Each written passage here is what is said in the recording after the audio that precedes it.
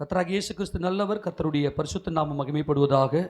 நெகேமியா 2ஆம் அதிகாரம் 20வது வசனத்தை வாசிக்கலாம். நெகேமியா 2:20 வாசிக்கலாம்.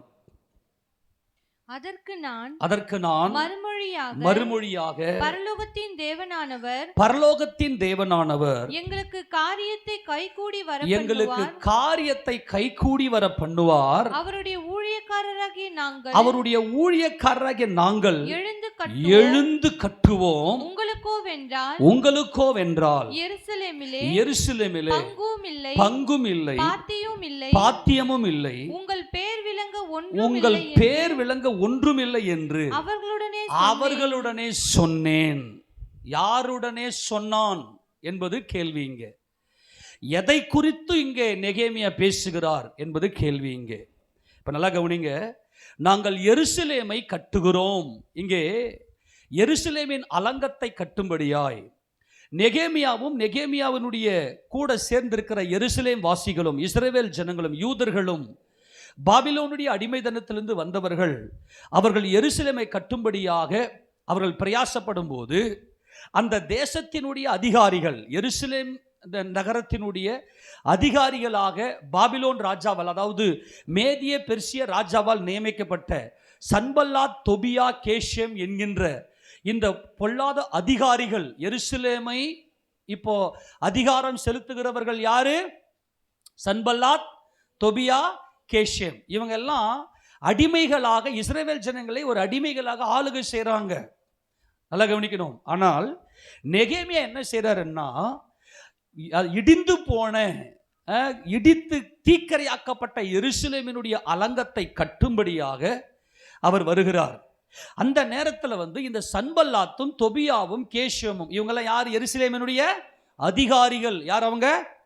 எருசலேமினுடைய அதிகாரிகள். இவங்க என்ன பண்ணுறாங்கன்னா, இல்லை நாங்களும் உங்க கூட சேர்ந்து கட்டுவோம். காரணம் என்னன்னா, இவங்க எருசலேமை கட்டக்கூடாதபடிக்கு, எருசலேமின் அலங்கத்தை கட்டக்கூடாதபடிக்கு, தேவாலயம் கட்டப்பட்டிருக்கிறது, தேவாலயம் அதுக்கு உள்ளே இருக்கிறது, ஆனால் அலங்கம் இல்லை, அதுக்கு வாசல்கள் வைக்கப்படவில்லை. ஏனென்றால் அலங்கம் கட்டப்பட்டால்தான் அது பூரணமாக்கப்பட்ட ஒரு பரிசுத்தத்துக்கு நேராக எருசலேம் கடந்து வரும். இது அப்படியே நம்முடைய குடும்பத்துக்கு ஒப்பனை. இது நம்முடைய குடும்பம். நல்லா கவனிங்க. தேவன், நம்முடைய தேவன் குடும்பத்தின் தேவனாய் இருக்கிறார். அவருடைய ஊழியக்காரராகிய நாங்கள் எழுந்து கட்டுவோம். குடும்பத்தை யார் கட்ட முடியும் என்றால் கர்த்தருடைய ஊழியக்காரர்கள். நீங்க ஊழியக்காரன்னு சொன்னதும் இங்கே வேலை வெட்டியெல்லாம் இல்லாமல் முழு நேரமாக ஊழியத்துக்கு பிரசங்க ஊழியம் பண்ணுறாங்களே, சபை ஊழியம் பண்ணுறாங்களே, அதுதான் ஊழியக்காரங்க. அப்படி அல்ல. தங்களுடைய மாம்சத்தை சிலுவையில் ஆணி அடித்து இயேசு கிறிஸ்துவினுடைய பரிசுத்தத்தை காவல் காக்கிற ஒவ்வொருவரும் அவருடைய ஊழியக்காரரே. எல்லாரும் சொல்லாமா? எருசலேம் என்பது நம்முடைய குடும்பம். எருசலேம் என்பது சமாதான நகரம். எரு என்றால் ஃப்ளோ, த்ரோ, அதாவது ஒன்று எரிவது அல்லது பாய்ந்தோடுவது. ஷாலோம் என்று சொன்னால் சமாதானம். இந்த சமாதானம் என்பது எங்கே வர வேண்டும் என்றால் நம்முடைய குடும்பத்தில். நம்முடைய குடும்பம் சமாதானத்தினால் கட்டப்பட வேண்டும். அது ஒரு குருவிக்கூடு. இந்த குருவிக்கூட்டில் ஒவ்வொருவருக்கும் ஒவ்வொரு ஸ்தானம் இருக்கிறது. அந்த ஸ்தானத்திலிருந்து, அவங்களுடைய உள்ளத்திலிருந்து சமாதான நதி புறப்பட்டு போக வேண்டும். ஒரு கணவனுக்குள்ள இவள் என் மனைவி என்கின்ற அந்த சந்தோஷ நதி புறப்பட்டு போக வேண்டும். அந்த சந்தோஷ நதியில அந்த மனைவி தாகம் தீர்க்கப்பட வேண்டும். அதுதான் எருசலேம். எருசலேம் என்றால் flow as water, flow as water, அதாவது தண்ணீரை போல பாய்ந்தோடுவது. அப்போ அந்த சமாதானம், ஷாலோம், அந்த பீஸ், அந்த சமாதானம் யாருடைய உள்ளத்துக்குள்ள பாய்ந்தோடுகிறதோ. இன்னைக்கு கணவனும் மனைவியும் எப்படி இருக்கிறாங்கன்னா, இரண்டு துருவங்களை போல இருக்கிறார்கள். ஏனென்றால் மனிதனுக்குள்ளே பாவம் வந்துவிட்டது, மனிதனுக்குள்ளே காம விகாரம் வந்துவிட்டது. அதனால தேவனுடைய திட்டத்தின்படியாக மனைவியை இவள் என் தேவன் கொடுத்த மனைவி என்கிற பார்வையில் பார்க்க முடியல. இவர் என் தேவன் கொடுத்த கணவன் என்று பார்க்க முடியவில்லை. நல்லா கவனிக்கணும். ரொம்ப முக்கியமான சத்தியம் இது. என் தேவன் கொடுத்த எங்க அப்பா, என் தேவன் கொடுத்த எங்க அம்மா, என் தேவன் கொடுத்த பிள்ளைகள் என்று பார்க்க முடியவில்லை. இந்த எருசலேமை யார் கட்ட முடியும் என்றால் என்றால் கர்த்தருடைய ஊழியக்காரர். இந்த ஊழியக்காரர் யார் என்றால் அவர்கள் ஆசாரியர்கள். இந்த ஆசாரியர்கள் தங்களுடைய மாம்சத்தை பலியாக ஒப்பு கொடுத்தவர்கள். அவருடைய பரிசுத்தவான்களுடைய மரணம் அவருடைய பார்வைக்கு அருமையானது. ஆக தங்களுடைய மாம்சத்தை சிலுவையிலே ஆணி அடித்து கொன்றவர்களால் மட்டும்தான் சமாதான நதி புறப்பட்டு ஓடும். இன்னைக்கு நிறைய பேர் என்ன பண்றாங்க அப்படின்னா, என் கணவன் சரியில்லைங்க அப்படின்னு சொல்லும் போதே தெரிஞ்சுக்கலாம், இவங்க எருசலேமை கட்டுகிறவர்கள் அல்ல, இவர்கள் தேவனுடைய ஊழியக்காரர் அல்ல, இவர்கள் தேவனுடைய சத்துருக்கள். நல்ல கவனி, அவருடைய ஊழியக்காரர் எழுந்து கட்டுவோம் வாருங்கள் என்றார்கள். ஒரே ஒரு வார்த்தை நான் மறுபடியும் சொல்றேன். அவருடைய ஊழியக்காரர் இஸ்ரவேலுடைய 12 கோத்திரத்தில் அவர் எந்த கோத்திரத்தை கர்த்தருக்கு ஊழியம் செய்யும்படி தெரிந்து கொண்டார் என்றால் லேவி கோத்திரத்தை மாத்திரமே அவர் தெரிந்து கொண்டார். லேவி என்று சொன்னால் என் புருஷன் இது முதல் என்னோடு இணைந்திருப்பார், என் புருஷன் என்னோடு சேர்ந்திருப்பார். லேயால் ஒவ்வொரு நாளும் என் புருஷன் என்னோடு எப்போது சேர்ந்திருப்பார், எப்போது என்னோடு இணைந்திருப்பார் என்கின்ற பார்வையிலே அவள் இருந்தால். எருசலேமின் பார்வை சமாதானத்தின் பார்வை. என் புருஷன் சரியில்லை அப்படி அல்ல, என் புருஷன் என்னோடு சேர்ந்திருப்பார். My husband joint with me. அவர் என்ன ஜாயின்ட். லேவி என்று சொன்னால் joint. Levi Lamed and vav என்றால், லாமெத் என்றால் மெய்ப்பனின் கோல், வவ் என்றால் ஆணி. ஆணி என்பது ஜீவன். சிலுவையில் தன்னுடைய மாம்சத்தை ஆணி அடித்து என் புருஷன் என்னோடு சேர்ந்திருப்பார். இதுதான் லேவி. எருசலேம் என்பது என் குடும்பம். எருசலேம் என்பது சமாதானம். என் பிள்ளைங்க கிட்ட என் சமாதானம் புரண்டு போயிட்டு என் பிள்ளைங்க என் சமாதானத்தில் என்னிலிருந்து புறப்பட்டு வருகிற அந்த நதியின் தண்ணீரை குடித்து தாகம் தீர்க்கப்பட வேண்டும். என் மனைவி என்னிலிருந்து பாய்ந்தோடுகிற இந்த ஜீவ சமாதான நதியின் தண்ணீரை குடித்து அவள் தாகம் அடைய வேண்டும். என்னால் அவள் மன உளைச்சலுக்கு உள்ளாக போகக்கூடாது. நல்லா கவனிக்கணும். இந்த எருசலேமினுடைய அலங்கத்தை கட்டும்படியாய், இந்த எருசலேமுடைய சுற்றுச்சுவர்களை கட்டும்படியாய், எருசலேமுக்கு சுற்று மதில்களை கட்டி இந்த மதில்களுக்கு வாசல்களை கட்டும்படியாய் நெகேமியா பிரயாசப்பட்டு வருகிறார். ஆனால் இந்த எருசலேமுடைய அதிகாரிகள், எருசலேமில் மேதிய பெர்சியா அன்னைக்கு இருக்கும்போது பெர்சியர்கள் ஆளுகை செய்கிறார்கள்.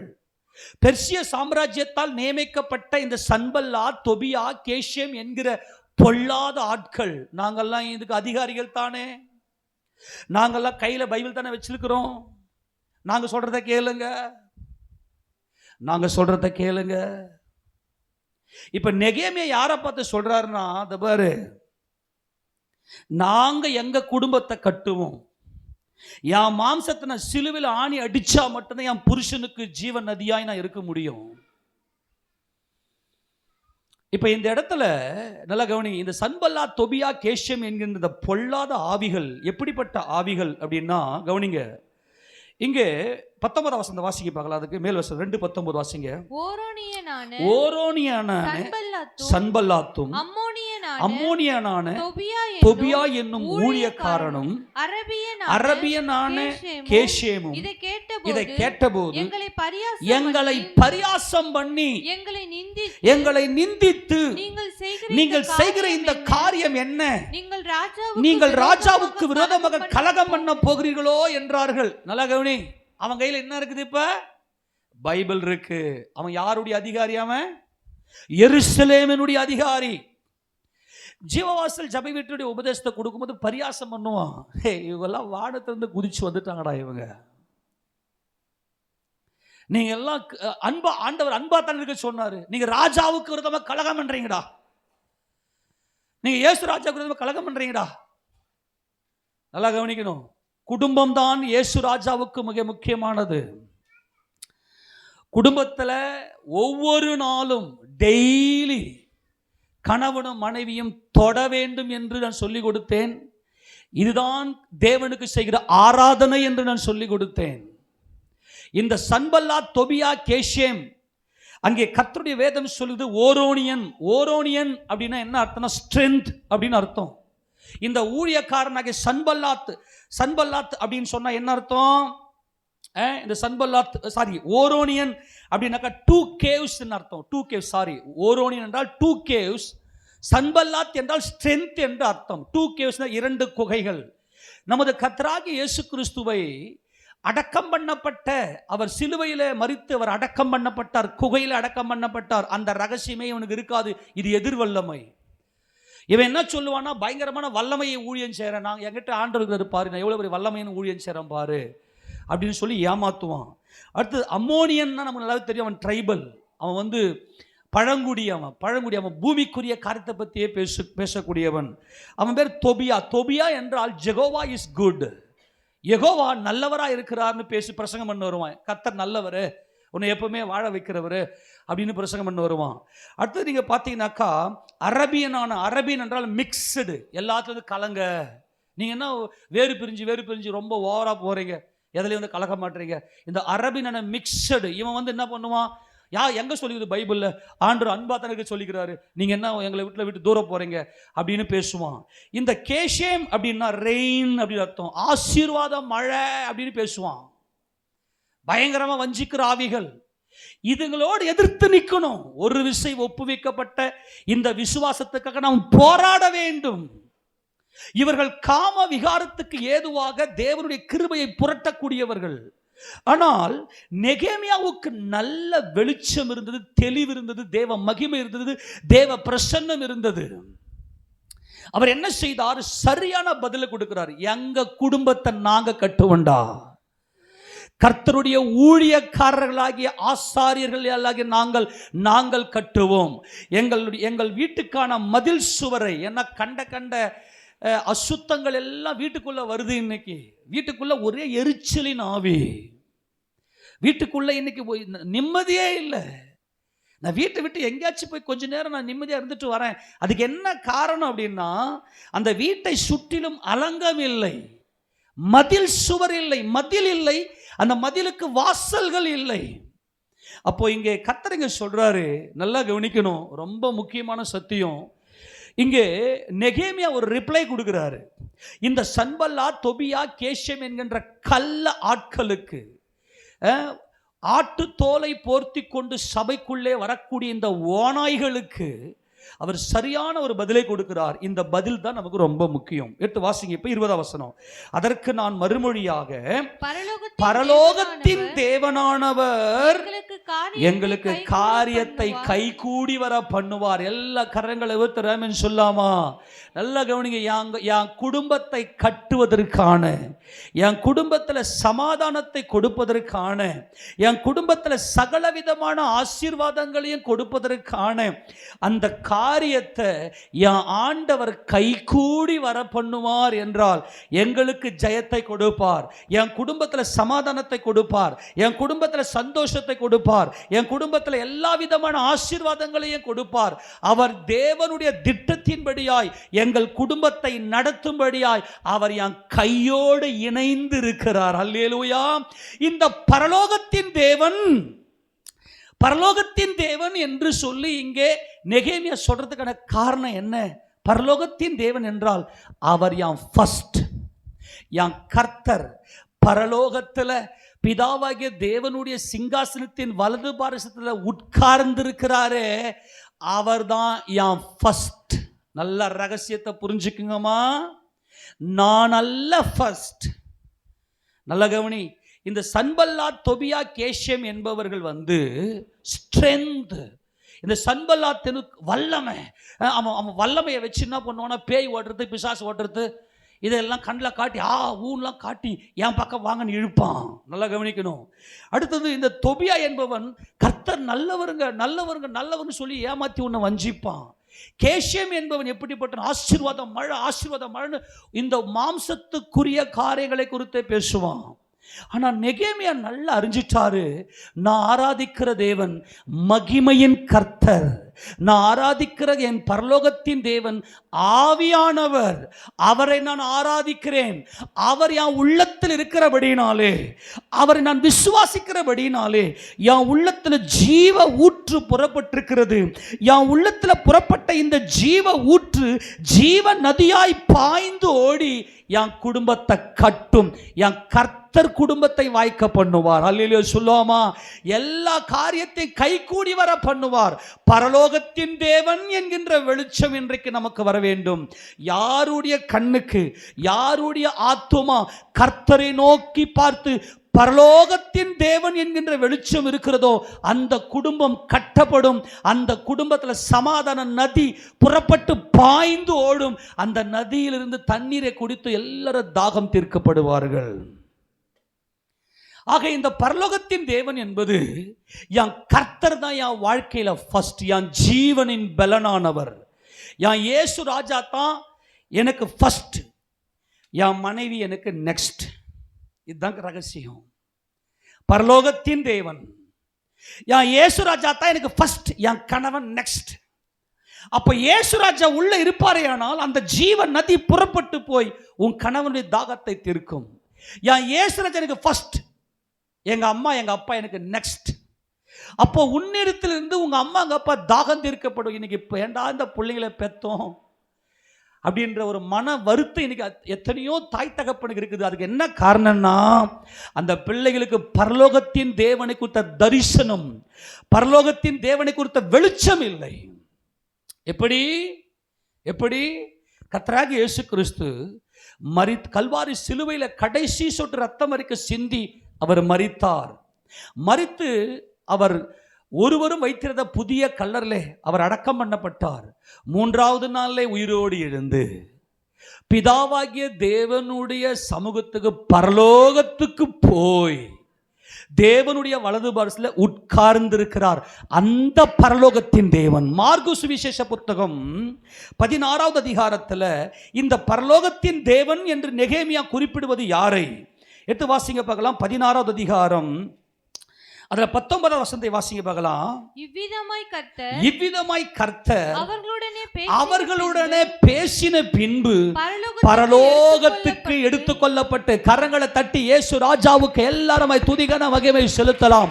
இயேசு ராஜா மனிதனாகிய நசரேயனாகிய இயேசு கிறிஸ்து மனிதனாக இந்த பூமியில வெளிப்பட்ட என் ஆண்டவர், அவர் பரலோகத்துக்கு எடுத்துக்கொள்ளப்பட்டு, நமது கர்த்தர் பரலோகத்துக்கு எடுத்துக்கொள்ளப்பட்டு தேவனுடைய வலது பாரசத்துல உட்கார்ந்து இருக்கிறார்.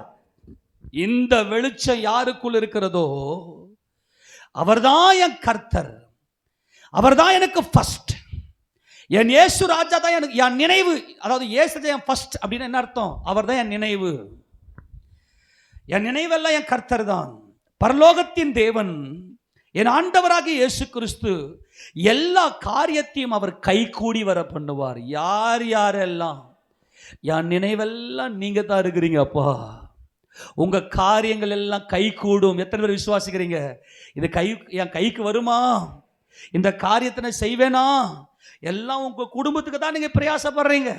உன் பிள்ளைங்களுக்காக, உன் கணவனுக்காக, உன் மனைவிக்காக, உங்க அம்மா அப்பாவுக்கு தான் பிரயாசப்படுறீங்க. ஆனா ஏன் இன்னைக்கு கைகூடி வர மாட்டேங்கிறது? ஏன் இன்னைக்கு காரியம் வாய்ப்பதில்லை? நீங்களா முயற்சி பண்றீங்க.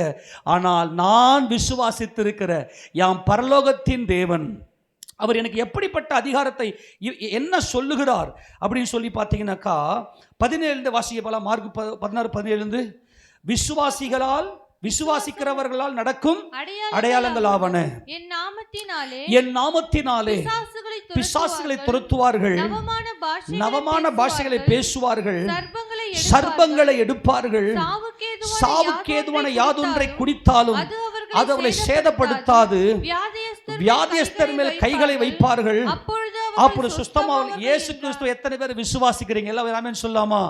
நீங்க இயேசு கிறிஸ்துவின் நாமத்தில் எந்த காரியத்துக்காக ஜெபம் பண்ணினாலும் அந்த காரியத்தை வாய்க்க செய்வார், கைகூடி வர செய்வார். ஆனால் உங்க கண்களுக்கு முன்பதாக பரலோகத்தின் தேவன் என்கின்ற வெளிச்சம் இருக்க வேண்டும். பரலோகத்தின் தேவன் என்பது அவர் தான் என் ஃபர்ஸ்ட். மரித்தோரில் முதற் பலன், அதான் ஃபர்ஸ்ட், அதான் பரலோகத்தின் தேவன். அவர் எடுத்துக்கொள்ளப்பட்டு பரலோகத்தில் தேவனுடைய சிங்காசனத்தின் வலது பார்சத்தில் அவர் உட்கார்ந்திருக்கிறார் என்றால் அவர் மரித்தோரில் முதற் பிறந்தவர், ஃபர்ஸ்ட் பார்ன். மரித்தோரிலிருந்து பிறந்தவர். எல்லா மனுஷனுக்கும் மரணம் இருக்கிறது, மரித்தவனாகவே இருக்கிறான். ஆனால் மரித்தோரிலிருந்து எழுந்த முதற் பேரு, ஃபர்ஸ்ட் பார்ன், அவர் பரலோகத்தின் தேவன். பரலோகத்தின் தேவன் அவர் குடும்பத்தின் தேவனாய் இருக்கிறார். என் குடும்பத்தை கட்டும்படியாய் அவர் வந்திருக்கிறார். அவர் என்ன செய்வார்? லேவி அவருடைய ஊழியக்காரருக்கு தான் இந்த வெளிச்சம் தெரியும். அவங்க என்ன செய்வாங்கன்னா, நல்லா கவனிங்க, ரொம்ப ரொம்ப முக்கியமான சத்தியம். பரலோகத்தின் தேவன் என்கின்ற அந்த பார்வை யாருக்கெல்லாம் இருக்கிறதோ, பரலோகத்தில் போய் எனக்காக பரிந்து பேசி கொண்டிருக்கிற என் கர்த்தர், என் ராஜா, அவர் தான் எனக்கு ஃபர்ஸ்ட் ஃபர்ஸ்ட் ஃபர்ஸ்ட். அவரை ஃபர்ஸ்ட் வச்சுட்டேன்னா உன் மனைவி நெக்ஸ்ட். சமாதான நதியில உன் மனைவி என் புருஷன் அப்படின்னு நினைச்சாவே அப்படி சில்லுன்னு சில்லுன்னு அப்படியே இறங்கும். நீ ஃபர்ஸ்ட் இயேசு பரலோகத்தின் ராஜா, பரலோகத்தின் தேவன், என் கர்த்தர், அவர் தான் எனக்கு ஃபர்ஸ்ட் அப்படின்னு வச்சுக்கோ. உங்க வீட்டுக்காரன் உன்னை நினைச்சதுமே அப்படியே அவ்வளவு சில்லுன்னு இருக்கும். அங்க போய் ஒயின் பாட்டிலெல்லாம் போய் தேடி உட்காந்துருக்க மாட்டோம். அப்போனா அவங்க குடிக்கிறத நியாயப்படுத்தலை. நீங்க முதல்ல கர்த்தரை பிடிங்க. எப்பொழுது உங்களுக்கு வலி இருக்கும், எப்பொழுது உங்களுக்கு சன்பல்லாத் தொபியா கேஷேமுடைய ஆவியினுடைய தாக்கம் உங்களுக்கு இருக்கும் அப்படின்னா, என் புருஷனால் எனக்கு என்ன ஆதாயம்? அதுதான் சன்பல்லாத் தொபியா கேஷேமின் ஆவி. ஆனால் நெகேமியாவின் ஆவி, பரலோகத்தின் தேவன் என்கின்ற வெளிச்சத்தில் இருக்கிற நெகேமியாவுக்கு, என்னால் என் புருஷனுக்கு என்ன ஆதாயம்? அந்த பார்வை யாருக்கு வரும்னா, அவருடைய ஊழியக்காரர்களுக்கு மட்டும்தான் வரும். அவருடைய ஊழியக்காரர்கள் யாரு? லேவி. இது முதல் என் புருஷன் என்னோடு சேர்ந்திருப்பான், என் குடும்பத்தை கட்டணும். அந்த வசந்த வாசிக்க பார்க்கலாம். ஆதியாகமத்தின் புத்தகம். லேயால் இந்த லேவியை பெற்றெடுத்த போது 29வது அதிகாரத்தில், ஆதியாகமத்தின் புத்தகம் 29வது அதிகாரம் 29வது அதிகாரத்தில் 34வது வசந்த வாசி.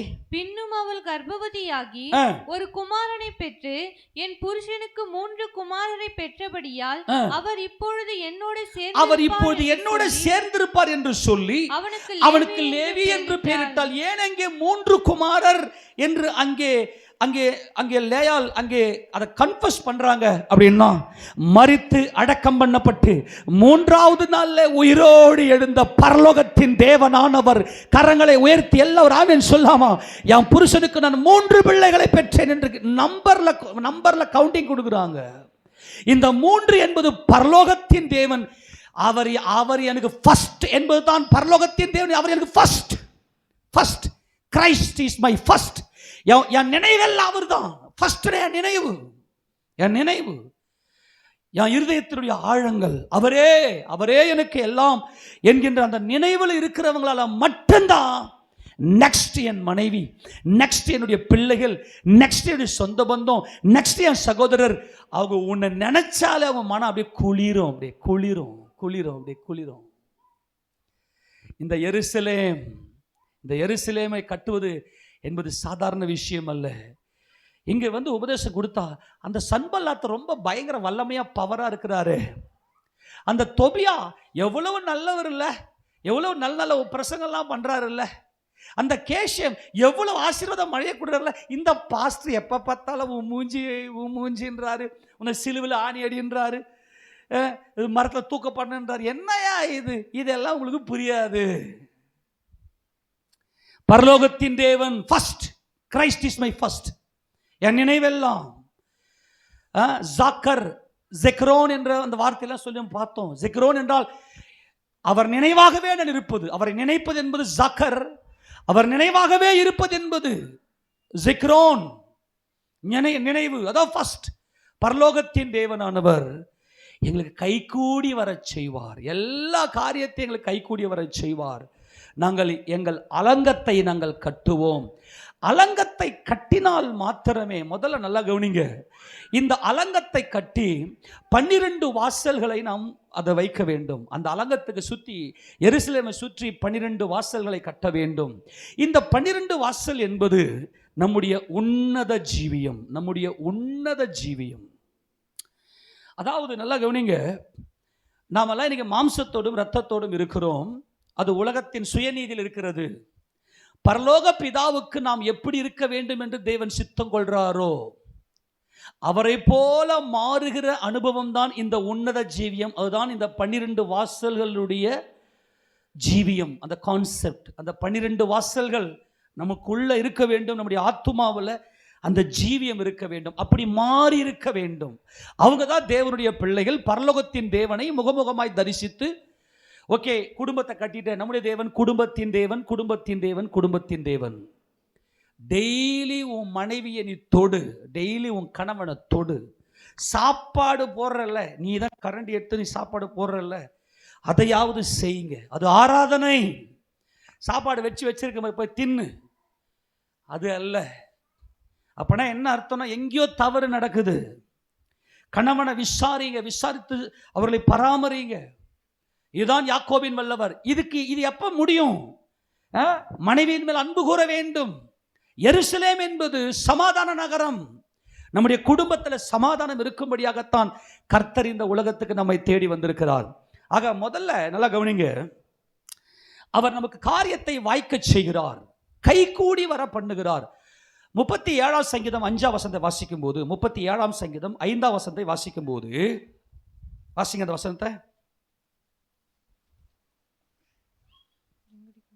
உன் வழியை கர்த்தருக்கு ஒப்புவித்து நல்லா கவனிங்க, இந்த எருசலேமினுடைய 12 அலங்கம் வாசல், அதுதான் நம்முடைய அலங்கத்தை கட்டி 12 வாசலை வைக்கணும். அதுதான் உன்னத ஜீவியம். அதுக்கு என்ன வழி அப்படின்னா, வாசி அந்த வசனம், உன் வழியை கர்த்தருக்கு ஒப்புவி, அவர் மேல் நம்பிக்கையாயிரு, அவர் மேல் நம்பிக்கையாயிரு, அவரே காரியத்தை வாய்க்க பண்ணுவார், அவர் கை கூடி வர செய்வார். எல்லாரும் ஆமென் சொல்லாமா? அவர் என்ன பண்ணுவாரு? நீ செய்யற எல்லா காரியத்தையும் கைகூடி வர செய்வார், அந்த காரியங்களை வாய்க்க செய்வார். அப்ப நீ என்ன செய்யணும்னா உன் வழியை கர்த்தருக்கு ஒப்புவிக்கணும். அந்த வழி நல்லா கவனி, இந்த மாம்சத்தை சிலுவையில் ஆணி அடித்து கொன்று, என் வழி இல்லை ஆண்டவரே, உங்க வழி என்ன வழி? அந்த வழியை ஆராய்ந்து நீ பார்ப்பேன்னா பரலோகத்தின் தேவன் உனக்கு தென்படுவார். அவர் மேல நீ நம்பிக்கை வச்சுட்டனா உன் காரியத்தை அவர் வாய்க்க பண்ணுவார். நம்மை தேவன் அழைத்து இன்னைக்கு அநேக துன்பத்துக்கு காரணம் என்ன? நீங்கள் வடிக்கிற கண்ணீருக்கு காரணம் என்னன்னா உங்க வழியில நீங்க நிக்கிறீங்க. உன் வழியை கர்த்தருக்கு ஒப்புவிச்சுட்டு அவர் வழியை பின்பற்று. நான் பலமுறை சொல்லிட்டேன் உங்களுக்கு, இன்னமும் நீங்க குறை சொல்லிக்கின்னு எல்லாரும் மேல குறை சொல்லிக்கின்னு, நீ எப்போ மற்றவங்க மேல குறை சொல்றியோ நீ சரியில்லை, நான் அனுபவிக்கிற துன்பத்துக்கு நான் தான் காரணம் சொல்லிட்டேனே, என் கணவன் சரியில்லை, என் கணவன். அப்பனா உன் ஃபர்ஸ்ட் நீ கர்த்தரை வைக்கல, பரலோகத்தின் தேவனை நீ ஃபர்ஸ்ட் வைக்காம, அவர் தானே மரித்தோரில் முதற் பேரு, அவர் தானே ஃபர்ஸ்ட், அவர் தானே ஃபர்ஸ்ட் பான், அவர் தானே சபைக்கு தலை. உன் நினைவுல யார் இருக்கிறது? கர்த்தர் இருக்கிறதா இல்ல மாம்சம் இருக்குதா? மாம்ச நினைவு இருக்குதா? மாம்ச சிந்தை மரணம். அப்ப எப்பொழுது உன் காரியங்கள்லாம் வாய்க்க பண்ணுவார் என்றால் நீங்க கர்த்தரை தேடுங்க, பரலோகத்தின் தேவனை தேடுங்க. அவர் நல்லவர், அவர் எனக்காக யாவையும் செய்து முடித்து, யாம் பிணையால் யாம் பொக்கிஷம், அவர் யாம் பொக்கிஷம் எல்லாம் அவர் கையில் இருக்கிறது. அவரை பற்றி அறிகிற அந்த ஞானம், அந்த அறிவு எல்லாம் நான் அறிய அறிய அறிய அந்த பொக்கிஷத்தை நான் பெற்றுக்கொள்ளுகிறேன். எல்லா பொக்கிஷமும் எனக்குள் இருக்கிறது. பரலோகத்தின் தேவன் என்கின்ற வெளிச்சம் யாருக்குள்ள இருக்கிறதோ அவருடைய வீட்டை அவர் கட்டுகிறார், கைகூடி வர பண்ணுகிறார். உங்க காரியமெல்லாம் கர்த்தர் வாய்க்க செய்வார். கர்த்தராகிய இயேசு கிறிஸ்து இரட்சகர், அவர் என் பிணையாளி என்று விசுவாசிக்கிற உங்க வாழ்க்கையில கர்த்தர் எல்லா காரியத்தை வாய்க்க செய்வார். ஆமென் சொல்லாமா? அப்ப என்ன பண்ணாக்கா 12 வாசலை கட்டணும். இந்த 12 வாசலை பத்தி கடற்கன்னு சொல்லுங்க போல. என்ன வாசல்? முதல் வாசல் என்ன வாசல்? ஆட்டு வாசல். அப்புறம் 2வது மீன் வாசல். 3வது பழைய வாசல். 4வது எப்ராஹிம் வாசல். 5வது பள்ளத்தாக்கின் வாசல். 6வது குப்பை மேட்டு வாசல். 7வது ஊருணி வாசல். 8வது தண்ணீர் வாசல். 9வது காவல் வீட்டு வாசல். 10வது குதிரை வாசல். 11வது கிழக்கு வாசல். 12வது மிப்காத் என்னும் வாசல். நல்லா கவனி, இந்த 12 வாசல்கள் உங்க ஜீவியத்தில் இருந்தால்தான் உங்களால உங்க வீடு கைகூடி வரும். உங்க வீடு கைகூடி வந்துருச்சுன்னா தேவன் உங்களை எடுத்துக்குவாரு. நான் மறுபடியும் சொல்றேன், நீங்க இது பாருங்க, நான் மறுபடியும் சொல்றேன், உங்க கண்ணு வெளியே எல்லாரையும் பார்த்துக்கிட்டு இருந்துச்சுன்னா எனக்கு அவங்களா மாதிரி வீடு கட்டணும், நல்லா கவனி, எல்லாம் ஒரு ஆமென் சொல்லுங்க, அவங்களா மாதிரி வீடு கட்டணும், அந்த பையன் மாதிரி நான் ட்ரெஸ் பண்ணணும், அந்த பொண்ணு மாதிரி நான் ட்ரெஸ் பண்ணணும், நீ என்னைக்கு உன் கண்ணு நீ அங்கே பார்க்கறது உனக்கு சமாதானமே கிடையாது. நீ எருசலேம்லேயே கிடையாது. உன் கண்ணு பரலோகத்தின் தேவனை நோக்கி இருந்துச்சுன்னா இந்த 12 ஜீவியம் உனக்குள்ள வந்துடும். தேவனுக்கு தேவை குடும்பம் கட்டப்பட்டுச்சு. உன்னால உன் குடும்பம் இளைப்பாறுதல் அடைஞ்சிச்சுன்னா நீ பர்ஃபெக்ஷன். உன்னால உன் குடும்பம் சமாதானம் பெற்றுச்சு அப்படின்னா நீ பூர்ணமாக்கப்பட்டவர்கள். எப்பொழுதுனா இது உன்னத ஜீவியம், இது உன்னத. இந்த வாசல் என்பது துதி. துதி, இந்த துதி என்பதுதான் தேவரீரே என் துதி. கர்த்தாவே என்னை குணமாக்கப்பது குணமாவேன், கர்த்தாவே என்னை ரட்சிக்கப்படுவேன், தேவரீரே என் துதி. இந்த துதி என்பதுதான் வாசல். உன் மனசுக்குள்ள துதி. துதி என்பது இயேசுராஜன், பரலோகத்தின் தேவன். அவரை போல மாறுவது தான் 12 வாசல். அவரை போல பாருங்க, எத்தனை பேருக்கு புரிஞ்சுதோ, புரிஞ்சவங்க எல்லாம் கர்த்தருக்கு ஸ்தோத்திரம் பண்ணிக்கின்னு இந்த உபதேசத்தை ஃபாலோ பண்ணுங்க. புரியாதவங்க இதில் ஏதோ ஒரு பெரிய புதையல் இருக்கு, நம்ம கூட வந்தோம்னா, இப்போ கூட்டாஞ்சோறு ஆக்க போகிறோம், எல்லாம் கொஞ்சம் காசை கூட்டாஞ்சோறு சொல்லுங்கண்ணா. சோறு எத்தனை பேர் கூட்டாஞ்சோரை செஞ்சு சாப்பிட்டுக்கிறீங்க? கொஞ்சம் ஃப்ரீயாக வாங்க, நல்லா நல்லா நல்லா ஃப்ரீயாக இருங்க, ஜாலியாக இருங்க. ஆமேனா, வெரி குட், கர்த்தர் ஆசீர்வதிப்பார். கூட்டாஞ்சோருக்கு என்ன பண்ணணும்? நீ போய் அரிசி எடுத்துன்னு வா, நீ போய் எண்ணெய் எடுத்துன்னு வா, நீ போய் மிளகாய் எடுத்துன்னு வா. சில பேர் தீப்பெட்டி கூட எடுத்துன்னு வருவான், ஏதோ ஒரு பங்கு. ஆமேனா, சில பேருக்கு ஒன்றுமே இருக்காது, ஆனால் கூட்டத்தில் வந்துட்டான். இப்போ கூட்டாஞ்சோரில் பங்கு போட்டவங்க மட்டும்தான் சாப்பாடு கொடுப்போமா? இல்லையா? அவங்களுக்கு மட்டுமா சாப்பாடு கொடுப்போம்? ஒன்றுமே போடாத நீ கூட்டத்தில் இருக்கிற, இந்தா உனக்கும் ஒரு பங்கு. அல்லேலூயா. நான் என்ன சொல்கிறேன்னா, இந்த உபதேசம் எல்லாம் புரிஞ்சுதா? கர்த்தருக்கு ஸ்தோத்திரத்தை பிரயாசப்பட்டு நீங்கள் செயல்படுத்து. புரியலையா? அமைதியா, ஏதோ ஒரு பெரிய புதையல் இருக்கு. இந்த புதையல் நான் கூட இந்த ஜீவவாசல் ஜப வீட்டுக்குள்ள இருக்கிற எனக்கு என் காரியத்தெல்லாம் கை கூடி வர செய்ய அவர் வல்லமை உடையவர். ஆமேனா. இந்த 12 வாசல் என்பது இயேசுராஜன், பரலோகத்தின் தேவன். அதுக்கு என்ன செய்யணும்னா, லேவி ஊழியக்காரர், அவருடைய ஊழியக்காரர் லேவி என்றால் மரத்தில் தூக்கப்பட்ட மூன்று மரத்தில் தூக்கப்பட்ட என் கர்த்தர் அடக்கம் பண்ணப்பட்டு அவர் 3வது நாளே உயிரோடு எழுந்து அவர் மகிமை அடைந்தவராய் பரலோகத்தில் எடுத்துக்கொள்ளப்பட்ட என் கர்த்தராக இயேசு கிறிஸ்து ஃபர்ஸ்ட்.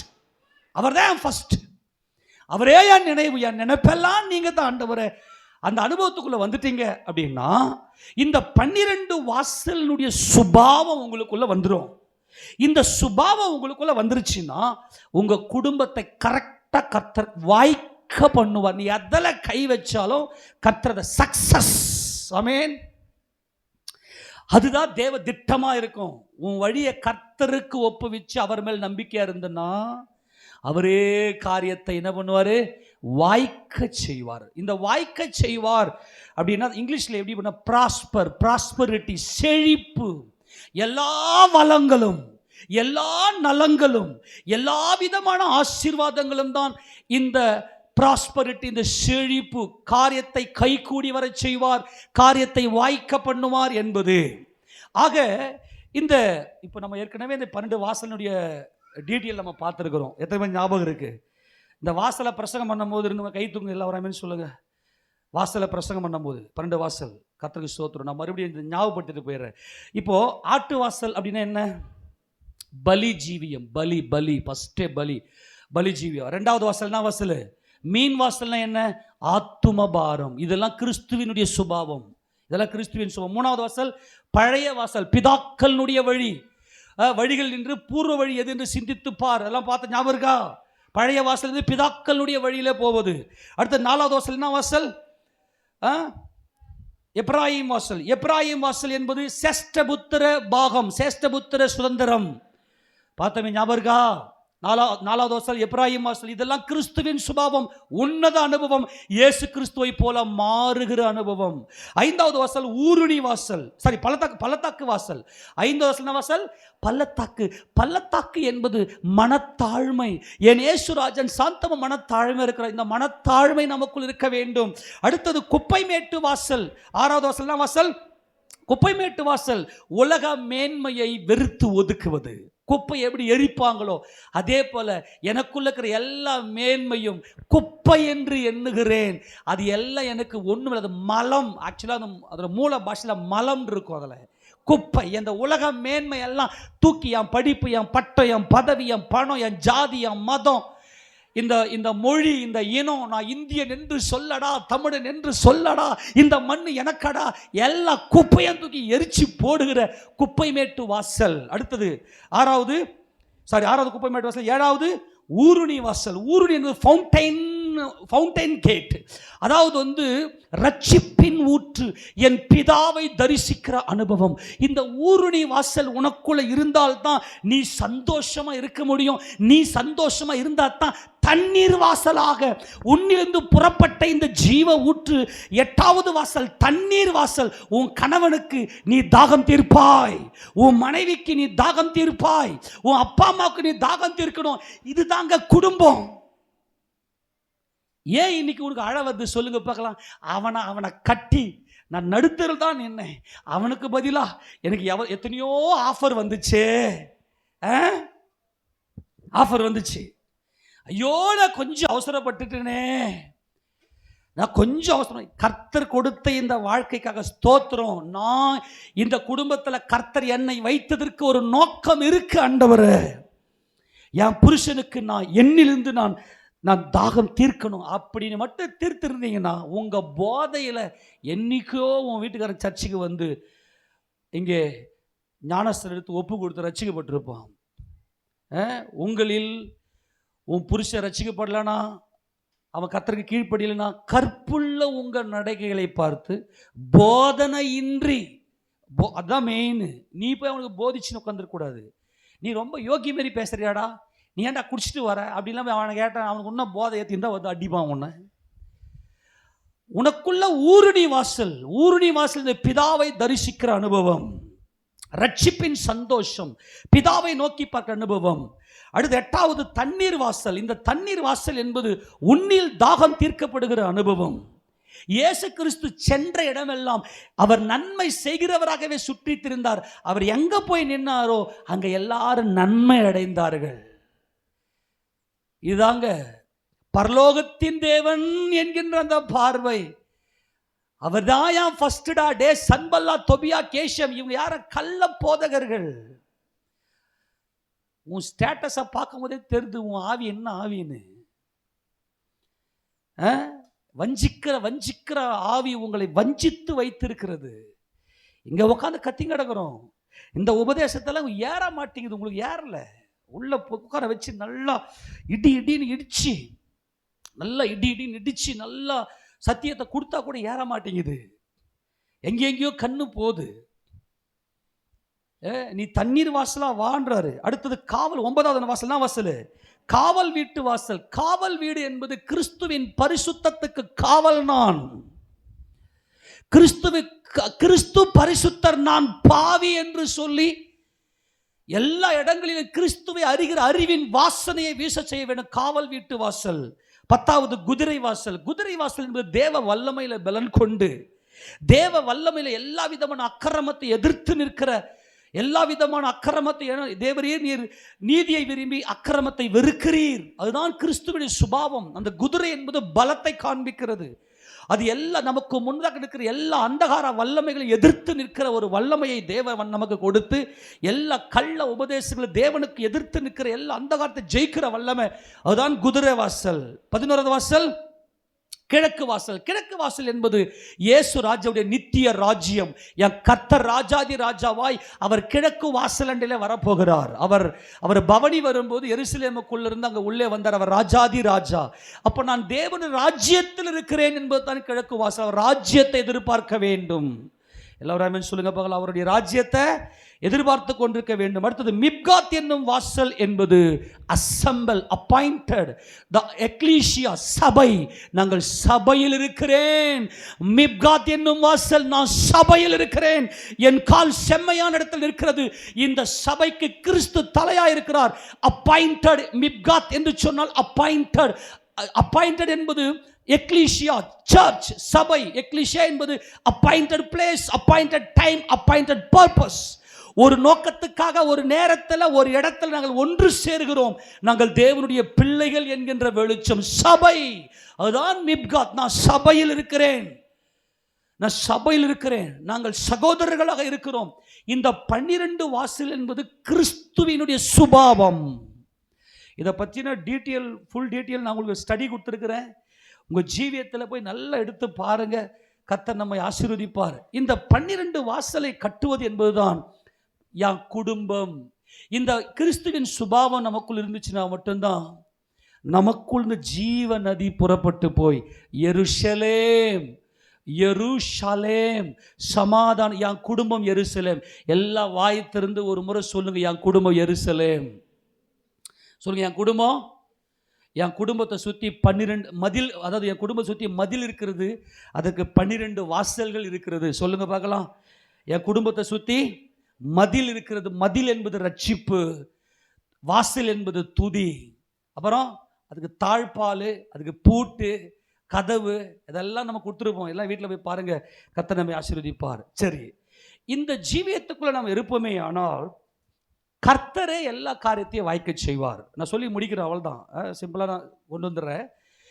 இப்போ எலியாசர் என்ன செய்கிறார் அப்படின்னா, ஆண்டவரே ஆபிரகாம் சொல்லி எலியாசர் கிட்ட, நீ போய் என் மகனுக்கு ஒரு நல்ல ஒரு மகளை நீ அழைத்து கொண்டு வா, ரெபேக்காலை போய் அழைத்து கொண்டு வா, நீ சீரியா தேசத்துக்கு போ, மகிமையின் கர்த்தர் உன்னோடு கூட வருவார், அவர் பிரயாணத்தை வாய்க்க பண்ணுவார். சொல்லுங்க, பிரயாணத்தை கர்த்தரே வாய்க்க பண்ணுவார். கர்த்தரே நியமித்த ஒரு பெண்ணை கொடுப்பார்.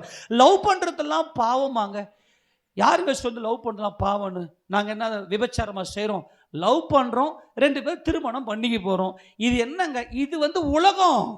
அது லஸ்ட் பண்ணது, லவ் பண்ண. லவ் என்பது அன்பு. ஈசாக்கு தன் மனைவியை ரெபேக்காலை அழைத்து கொண்டு போய் தன் தாயின் கூடாரத்திலே மனைவியாக்கி கொண்டு அவளை நேசித்தான். அதுதான் காரியத்தை வாய்க்க செய்வது. அதுதான் எருசலேம். நல்லா கவனிங்க. ஃபர்ஸ்ட் எனக்கு யாருங்க? வாயத்தர சொல்லு, எனக்கு யார் ஃபர்ஸ்ட்? பரலோகத்தின் தேவன். சொல்லுங்க, பரலோகத்தின் தேவன் அப்படின்னா யாரு? ஃபர்ஸ்ட் என் கர்த்தர் எனக்கு ஃபர்ஸ்ட். என் கர்த்தர் எனக்கு ஃபர்ஸ்ட் அப்படின்னா, இப்போ உடன்படிக்கையே தாய் தகப்பனை உடன்படிக்கை பண்ணி உனக்கு திருமணமே பண்ணி வைக்கல, இன்னொரு பொண்ணை போய் நான் லவ் பண்றேன்னு சொல்லுவியா? எத்தனை மணி கேட்குற கேள்வி புரியுது? இப்போ எல்லாரும் என்னங்க லவ் பண்ணுறது என்னங்க தப்பு இருக்கு? நாங்கள் லவ் பண்ணுறோம். இப்போ அம்மா அப்பா யாரோ ஒரு பையனை பார்க்க போகிறோம்மா, நான் பார்த்துட்டேன். நீ உன் கண்ணு யாரை பார்க்கல? பரலோகத்தின் தேவனை பார்க்கல. அவர் தான் என் ஃபர்ஸ்ட். நீ உடன்படிக்கையில் இருப்ப. அதுதான் எருசலேம், அதுதான் எருசலேம். இன்னைக்கு பிள்ளைங்க லவ் பண்ணுங்க.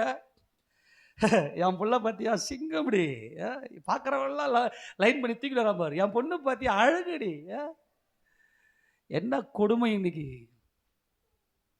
இப்போ நான் கேட்குற கேள்வி சொல்லுங்க பார்க்கலாம்.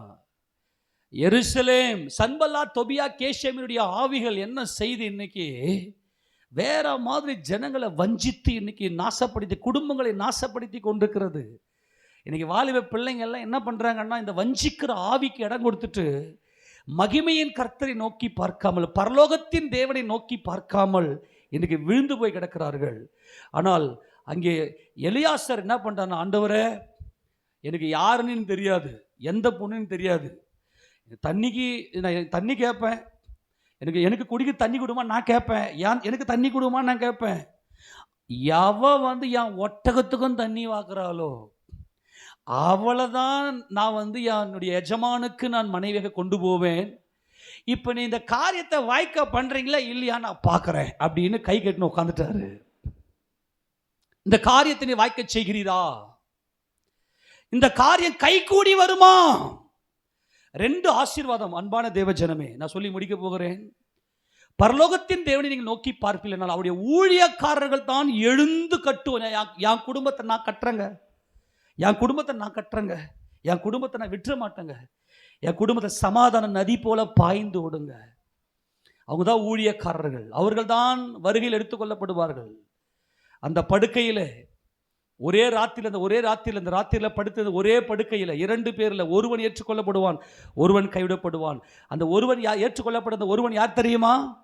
ஷாலோம், சமாதான நதி அவர்கள் உள்ளத்தில் புறப்பட்டு பாய்ந்து ஓடினவர்கள். அதாங்க தண்ணியில வச்சு பரீட்சை பார்க்குறாரு. நல்லா கவனிங்க. இன்னைக்கு கர்த்தர் யார் யாருக்கெல்லாம் ஏற்ற துணையா தேவையோ அந்த ஏற்ற துணையை வாய்க்க செய்ய போகிறார். ஆமீன் சொல்லாமா? முதல்ல கர்த்தர் செய்கிற கைகூடி வர பண்ணுகிற காரியம். அங்கே எலியாசர் போய் உட்காந்துட்டாரு. அந்த வசந்த வாசிங்க 24ஆம் அதிகாரம் ஆதியாகமத்தின் புத்தகத்தில் 24வது அதிகாரத்தில் அவள் என்ன செய்கிறா பாருங்க, பார்க்கலாம். 18ஆம் வசந்த வாசிங்க பார்க்கலாம். அதற்கு அவள் குடியும் என் ஆண்டவனே என்று சீக்கிரமாய் குடத்தை கையில் இறக்கி கொண்டு அவனுக்கு குடிக்க கொடுத்தால் கொடுத்த பின் உம்முடைய ஒட்டகங்களும் குடித்து தீரு மட்டும் அவைகளுக்கு மொண்டு வார்ப்பேன் என்று சொல்லி சீக்கிரமாய் தண்ணீரை தொட்டியிலே ஊற்றிவிட்டு இன்னும் மொண்டு வர துறவண்டையில் ஓடி அவருடைய ஒட்டகங்களுக்கெல்லாம் மொண்டு வார்த்தாள். அல்லேலூயா! எவ்வளவு மன உற்சாகம்! இவளுக்குள்ள ஊருணி வாசல் இருந்தது. அந்த ஊருணி வாசல் தண்ணீர் வாசலாய் என் கிட்ட வந்துட்டுனாவே உனக்கு சமாதானம் தான். கையை தட்டி மகிமை செலுத்துவோமா? என் கிட்ட நீ வந்துட்டுனாவே உனக்கு சமாதானம் தான். காரணம், எனக்குள்ளே பரலோகத்தின் தேவன் இருக்கிறார். பரலோகத்தின் தேவன் இருக்கிறார். அவரே என் காரியங்கள் எல்லாம் கைகூடி வர பண்ணுகிறவர். எலியாசர் போய் அமைதியா உட்கார்ந்துட்டாரு. இன்னைக்கு சாப்பிட்டு இருக்கும்போது சாப்பாடு கொஞ்சம் அரைச்சிக்கிச்சுன்னா தண்ணி காலி ஆயிடுச்சுன்னா தண்ணி மொண்டு இருந்தால் வச்சிருக்கிறேன், தண்ணி கொஞ்சம் காலி ஆச்சு, கொஞ்சம் தண்ணி மொல்லுப்பா போ அதெல்லாம் நான்லாம் சொல்லி அந்தி கிறிஸ்துவின் ஆவி. அது எச்சரிக்கையாக சொல்கிறேன். இதெல்லாம் எப்பவுமே நீ எதிர்மறையாக பேசும்போது என்ன நினைக்கிறீங்கன்னா, நிறைய பேர் ஒரு மாதிரி அப்படியே பேக்கில் ஸ்லைடு வாங்கிடுறீங்க. எப்பவுமே ஒரு காரியத்தினுடைய எதிர்மறை தெரிஞ்சாதான் அதோடைய நேர்மறையுடைய வேல்யூ உங்களுக்கு புரியும், இல்லையா? ஒரு தக்காளி, நல்ல தக்காளி வேணும்னு நீ போறனாக்கா அழுகி போன தக்காளி எப்படி இருக்கும், அந்த ஸ்மெல் எப்படி இருக்குன்னு தெரியாமல் நீ எப்படி நல்ல தக்காளி வாங்குவ? ஒரு பிள்ளை இன்னைக்கு ஒரு வேலை சொல்கிறீங்க, அந்த பிள்ளை செய்யலை அப்படின்னா செய்ய முடியல. அந்த பிள்ளையினுடைய இருதயத்துக்குள்ள பரலோகத்தின் தேவன் இல்லைங்க. பரலோகத்தின் தேவன் இருந்தால் மட்டும்தான், மகிமையடைந்த கர்த்தரை உன் கண்ணு நோக்கி பார்த்தால் மாத்திரமே உன் குடும்பம் கட்டப்படும், உன்னால தாகம் தீர்க்கப்படுவார்கள். இந்த ரெபேக்காலுக்குள் இருந்த அந்த ஊருணி வாசல் அது தண்ணீர் வாசலாய் புறப்பட்டு இந்த மனுஷன் அப்படியே உட்காந்துட்டாரு. இவ கடைசி வரைக்கும் நல்ல தாகம் தீர்க்கிற அனுபவம். இப்போ 2 நாள் நல்லா ஒட்டி வரவாரத்து உங்களை பார்க்கும் போதே சிரிப்பு வரும் எனக்கு. 2 நாள் பார்த்தா அப்படி தேய்ப்பீங்க. 3ஆவது நாள் அங்கே பார்த்தோன்னா காயத்தோடு இதை பாருங்க சுட்டுச்சா வேற சுட்டுட்டா. ரொம்ப கொடுமையாக இருக்குது உங்களுடைய நட்பெல்லாம். உங்களுடைய பக்தியெல்லாம் காலையில் தோன்றுகிற பனியை போல இருக்கிறது. அது சூரியன் வந்ததுமே காணாமல் போறத போல எரிச்சலின் ஆவி.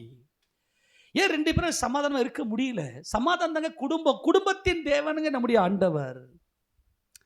இந்த எலியாசர் என்ன பண்ணிட்டாருன்னா வெயிட் பண்றார். இவளுக்குள்ள தண்ணீர் வாசல் இருக்கிறதா? இது ஒன்னொன்னுத்துக்கும் இந்த வாசலை பார்க்கும்போது பார்த்தோம், செம்மையா இருந்துச்சு இல்லையா அந்த சத்தியெல்லாம். இப்போ ஊருணி வாசலும் தண்ணீர் வாசலை மாத்திர கிறிஸ்துவின் சுபாவம் ரெபேக்காலுக்குள்ள இது மட்டும்தாங்க உங்க குடும்பத்தை கட்டும். நம்முடைய தேவன் குடும்பத்தின் தேவன், குடும்பத்தின் தேவன், குடும்பத்தின் தேவன்.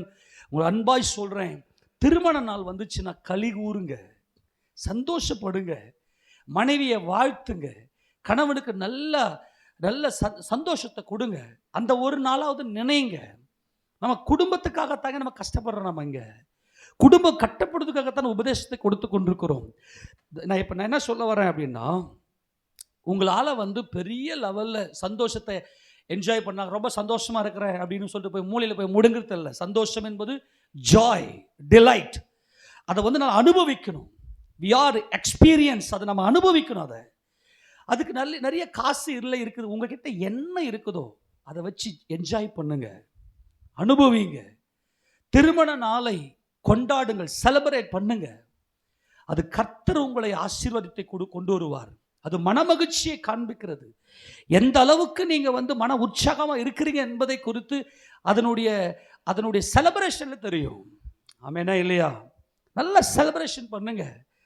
எங்கள் கர்த்தர் எங்களை இணைத்திருக்கிறார், எங்கள் கர்த்தர் எங்களை வாய்க்க செய்தார், எங்கள் இருவரையும் கைகூடி வர பண்ணியிருக்கிறார்.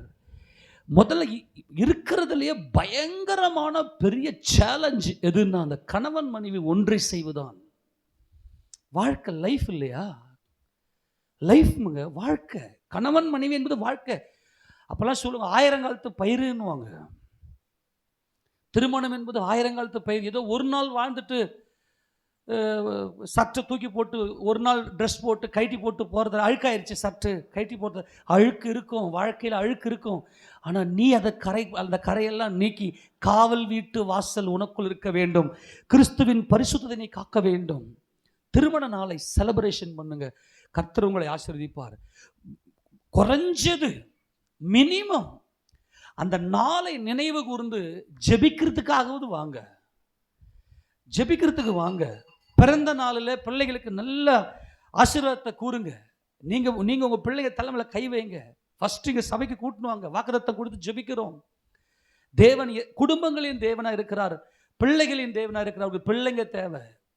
ஃபர்ஸ்ட் பரலோகத்தின் தேவன் என்பது ஃபர்ஸ்ட். ரெபேக்காலுக்குள்ள பரலோகத்தின் தேவன் என்ற அனுபவம் இருந்ததுனால தான் காரியத்தை, அவருடைய வாழ்க்கையை கைகூடி வர செய்தார்.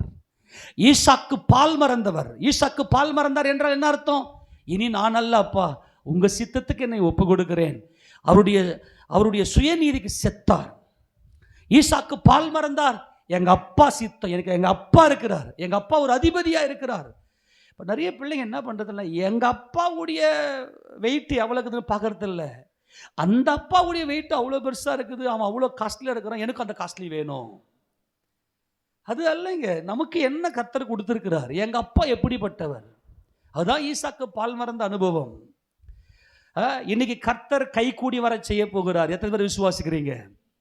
எல்லா காரியத்தையும் கர்த்தர் கை கூடி வர செய்கிற மகிமையின் கர்த்தராக இருக்கிறார்.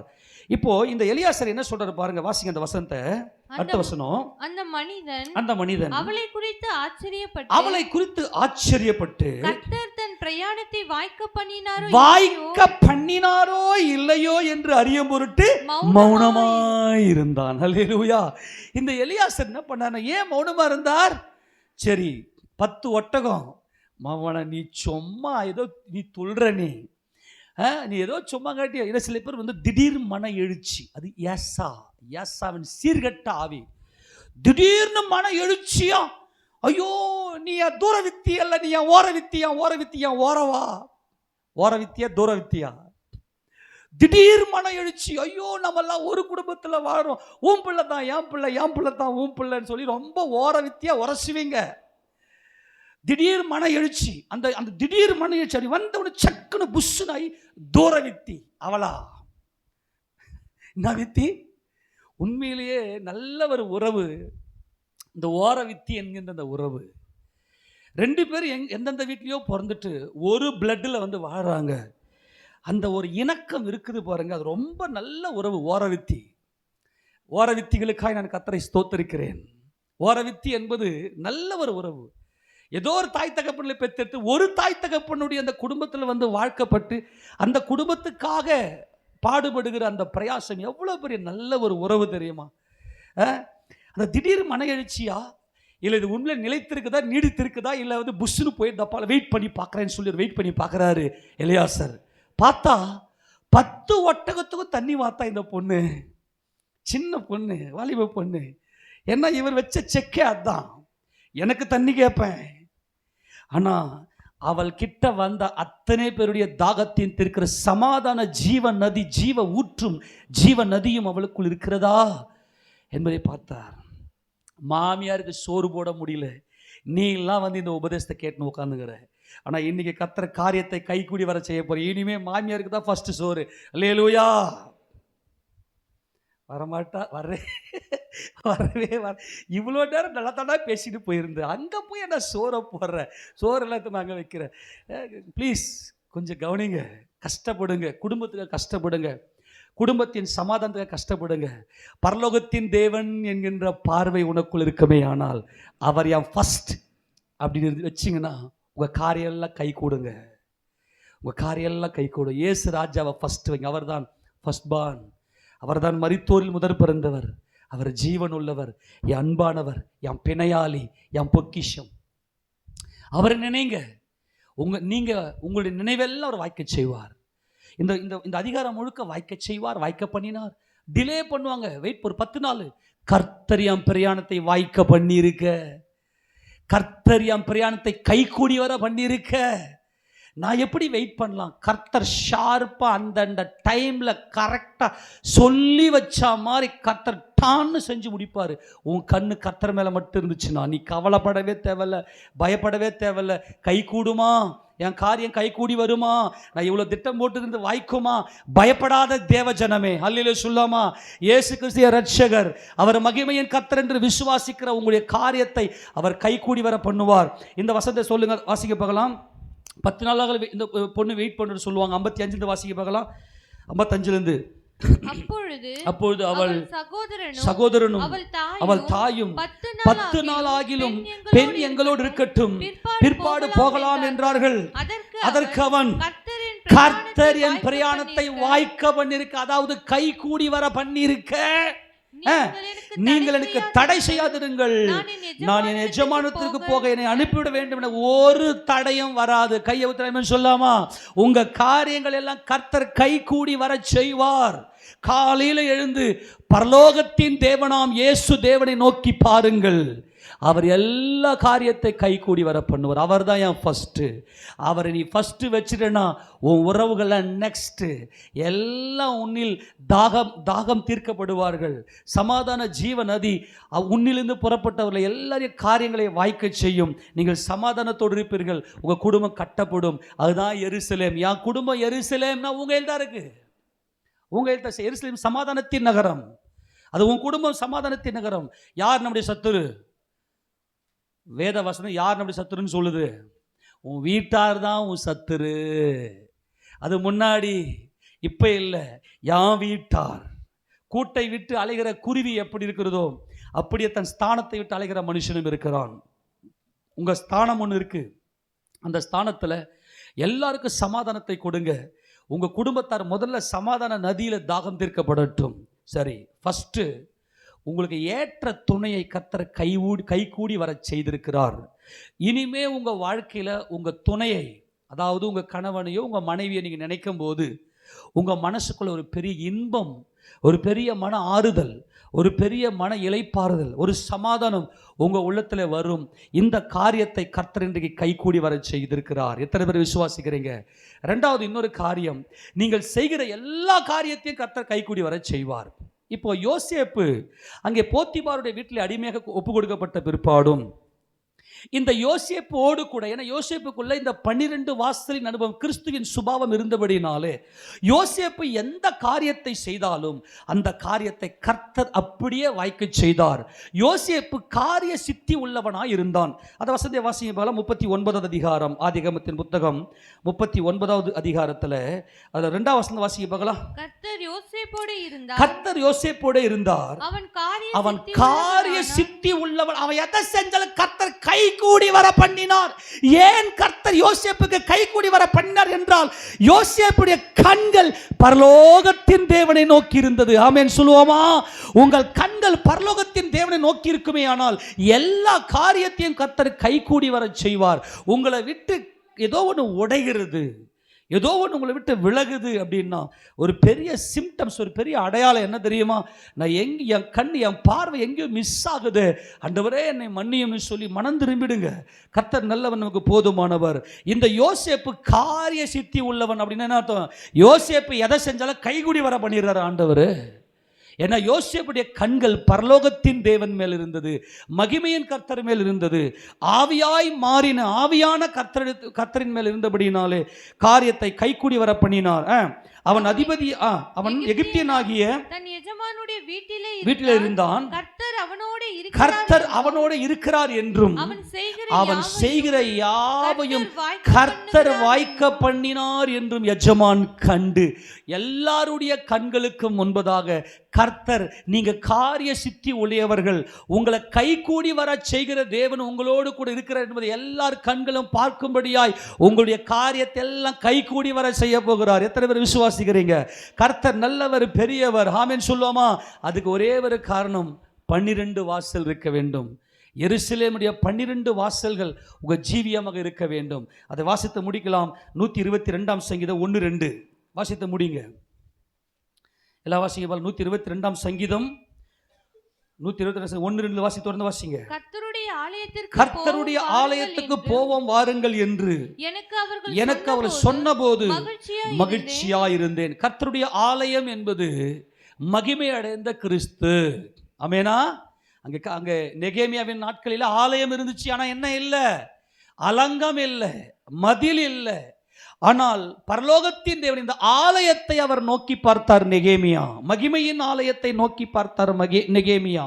அதனாலே அவர் சொல்றாரு, கர்த்தருடைய ஆலயத்துக்கு போவோம் வாருங்கள் என்று எனக்கு அவர் சொன்னபோது மகிழ்ச்சியா இருந்தேன்.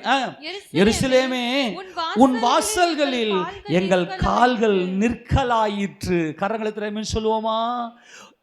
எருசலேமே, இந்த வாசல்ல என் கால் நிக்குது.